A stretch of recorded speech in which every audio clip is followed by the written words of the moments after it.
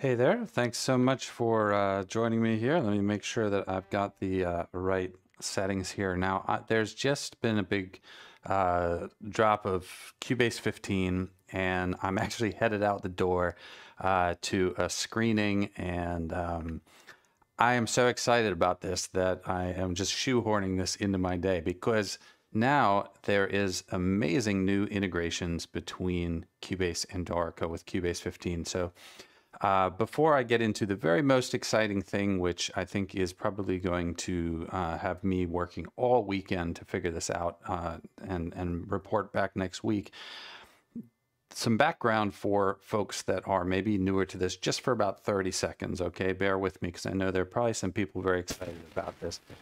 But Cubase 14 integrated a very new score editor that was really built on some of the foundations of Dorico, which is fast becoming a real standard for notation for composers and orchestrators. And naturally, being made by Steinberg, we would love to see this integrate so much more with Cubase. And although there were some important integrations with 14, we were all kind of hoping that the integrations would somehow help us bridge this gap with expression maps and VST instruments. And while some of that is still, I'm afraid, going to have to sit on the back burner, there is some really exciting, fantastic updates in Cubase 15. And if you are trying to bridge this gap between your Dorico expression maps and your sorry, I hope I am getting this video across, because I'm just realizing that I may not be seeing the visuals. Anyway, I'm going to go on faith here that this is actually working on the tech side, because I'm just jumping in on this last minute. So what there is a drag and drop feature where you can actually drag expression maps from Dorico into Cubase. Now, what I've done actually is exported them here. I'm going to show you what I've got here. So I've got a expression map here, which is provided by Orchestral Tools for their Berlin Orchestra, their Berkeley edition. And check this out. So this is what it looks like in Dorico. It's quite an extensive, let's see, it is this one here, I believe. It's quite extensive. It's got quite a lot going on in the expression map, all key switched in this case. And the thing is to look at all of the different articulations that are here. Now, if I go into Cubase and I were to just drag that same expression map in here, it basically loads up all of these settings with the switches, okay? Now, my next question, of course, was, will this work with expression maps that are built on channel switching, which has been something that I have been doing for quite a long time, and very much hoped that it would somehow have that integration so that we're switching with CC values instead of key switches. And let's just check out what that looks like. So this one here that's called strings, this is an expression map that I made that uses key switching or channel switching and CC switching instead of key switching. If I go ahead and I drop that in here, you can see that it kind of got something wrong here in the title, because this actually should be called strings, but whatever. What it did do is bring in all of my articulations, even some funny ones that I named, right? Now, an interesting thing about this, for those who maybe are also using channel switching, is that it has interpreted the channels here in an interesting way. So different articulations are actually on different channels.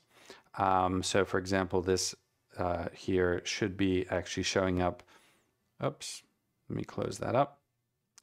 These, where they're showing up here as data 2 value is 1 or data 2 value is 0 or 2, those are actually my channels.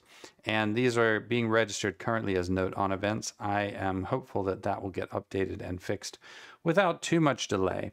But it is also just so nice to be able to plop this in there. The most important thing that's secured here is my controller value, the CC70 value. So you can actually see my CC70 values. These drive articulation switching in Orchestral Tools Sign Player. And this is the stuff that I have spent hours and hours building into my expression maps in Dorico. And here it is. So if I wanted to go through and I wanted to make sure that these were actually running on channels correctly, I can actually multi-select these, and then down here I can actually just go ahead and change the channel to, you know, I don't know, 3, let's say.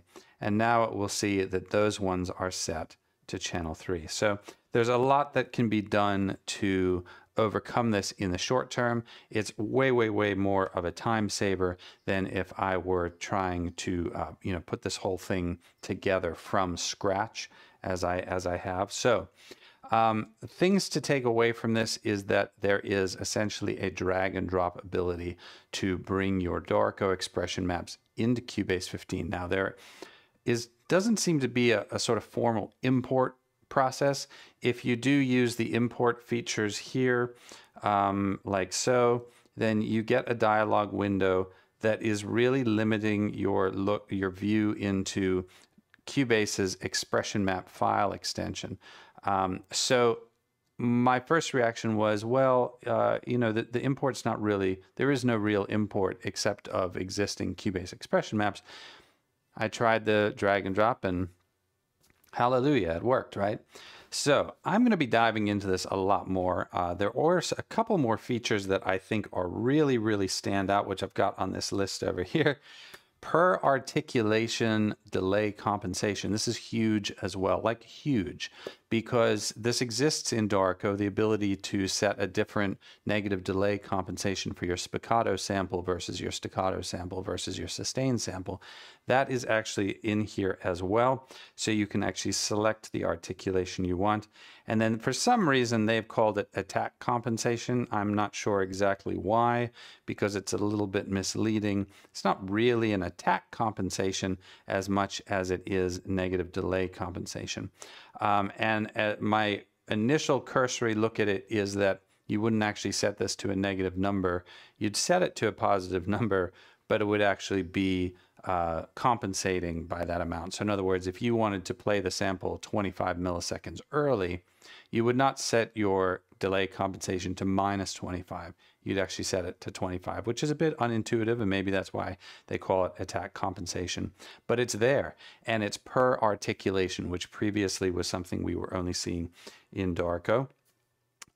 Groups and add-ons. So mutual exclusion groups, a very, very powerful feature in Dorico to help us make sure that a mix and match of undesirable articulations is never going to happen.